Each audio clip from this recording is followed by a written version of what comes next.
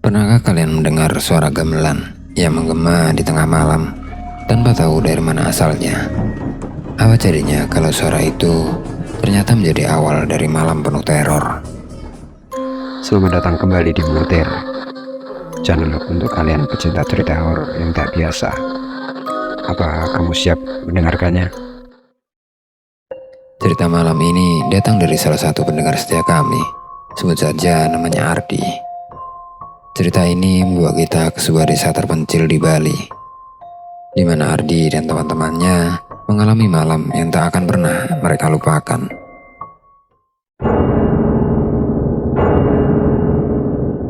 Ceritanya diawali saat ia dan 3 temannya, Budi, Lisa, dan Rina, berencana menyusuri Bali dengan sepeda motor di malam hari.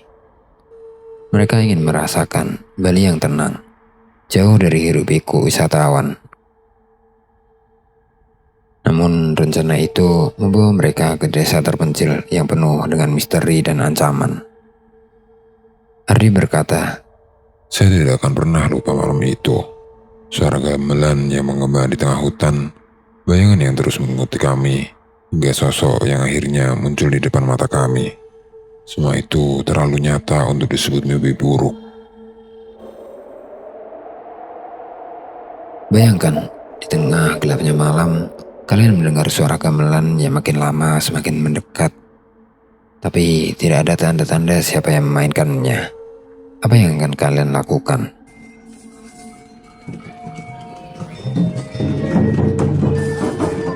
Ardi adalah seorang pria berumur 30 tahun.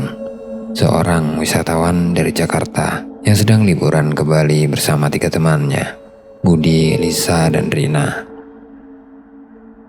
Mereka semua penggemar perjalanan malam, menikmati suasana Bali yang sejuk dan sunyi. Pada malam itu, mereka memutuskan untuk menjelajahi rute baru, jauh dari area wisata populer. Mereka menyewa 2 sepeda motor berboncengan dan mulai perjalanan dari kawasan Ubud sekitar pukul 9 malam. Saat mereka berkendara melewati jalan setapak yang mulai tertutup hutan, mereka merasa suasana berubah.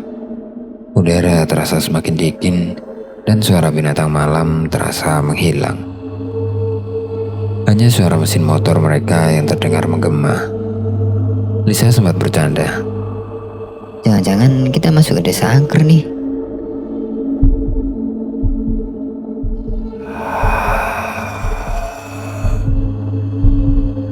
tapi candaan itu terasa tidak lucu ketika mereka menyadari bahwa GPS mereka tiba-tiba tidak berfungsi. Hingga akhirnya mereka sampai di sebuah desa kecil yang sepertinya sudah lama ditinggalkan. Tidak ada lampu jalan, hanya beberapa rumah tua berdinding anyaman bambu yang berdiri di pinggir jalan. Aroma domba samar-samar tercium di udara, membuat Lisa dan Rina merasa tidak nyaman. Ketika mereka mencoba mencari jalan keluar, tiba-tiba terdengar suara gamelan yang lembut dari kejauhan. Awalnya mereka berpikir ada upacara adat di desa itu. Namun suara itu menjadi semakin keras, seolah-olah mendekat, meskipun tidak ada tanda-tanda manusia di sekitar. Lisa mulai panik. Ardi, ini aneh. Kita harus pergi dari sini. Ketegangan semakin meningkat ketika mereka melihat bayangan seperti manusia, tetapi terlalu tinggi dan besar untuk disebut normal. Bayangan itu bergerak cepat di antara pepohonan, seolah mengawasi mereka. Budi mencoba bercanda mengurangi ketegangan, Mungkin itu cuma bayangan kita sendiri." tapi candanya tidak menghilangkan rasa takut yang mulai merayap. Malam semakin mencekam ketika motor mereka tiba-tiba mati tanpa alasan. Tidak ada sinyal, tidak ada GPS, hanya suara gamelan yang terus mengelilingi mereka. Mereka tahu sesuatu yang tidak biasa sedang terjadi, tapi mereka tidak tahu apa. Ketika mereka sedang berusaha memperbaiki motor, Rina tiba-tiba berteriak. Dia melihat sesuatu di ujung jalan. Sosok dengan rambut panjang, wajah menyeramkan, dan mata merah menyala. Sosok itu berdiri diam, tapi kehadirannya begitu terasa kuat, sehingga mereka semua merasa ketakutan yang luar biasa. Lisa hampir pingsan, sementara Budi mencoba menarik mereka untuk lari. Namun suara gamelan berubah menjadi suara tawa yang melengking, bergema di udara. Sosok itu mulai bergerak mendekat, tetapi setiap langkahnya tidak menimbulkan suara apapun. Ardi mencoba membaca doa dalam hati, berharap bisa menghentikan apapun yang sedang terjadi. Mereka berlari ke arah yang berlawanan, tetapi semakin jauh mereka berlari, semakin mereka merasa bahwa desa itu tidak memiliki ujung.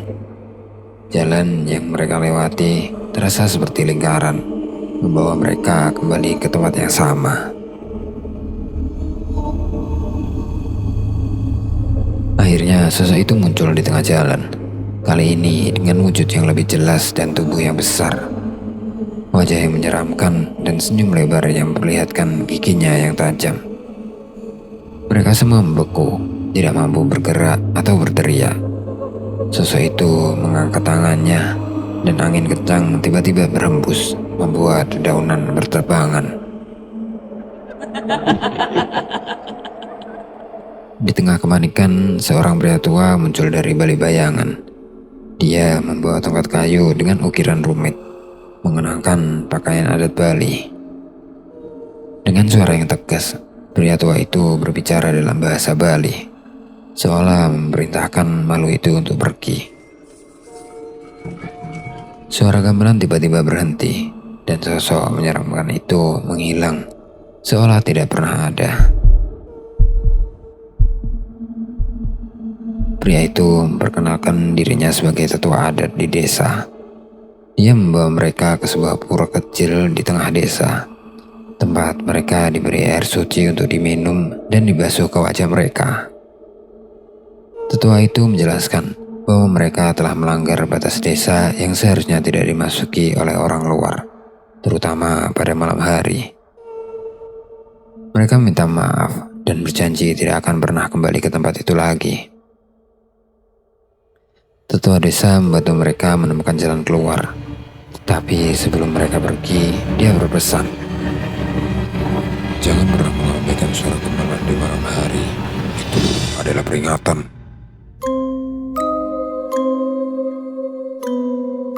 Saat mereka meninggalkan desa, Lisa sempat melihat bayangan besar di antara pepohonan. Dia tidak mengatakan apa-apa kepada yang lain, tetapi hatinya penuh dengan ketakutan. Apakah mereka benar-benar sudah bebas dari teror itu? Ardi menutup ceritanya dengan kalimat, Saya tidak tahu apakah saya akan kembali lagi ke Bali. Tapi jika kalian mendengar suara gamelan tanpa asal yang jelas, saya sarankan kalian pergi sejauh mungkin. Karena apapun itu, tidak ada manusia yang bisa menanganinya sendirian.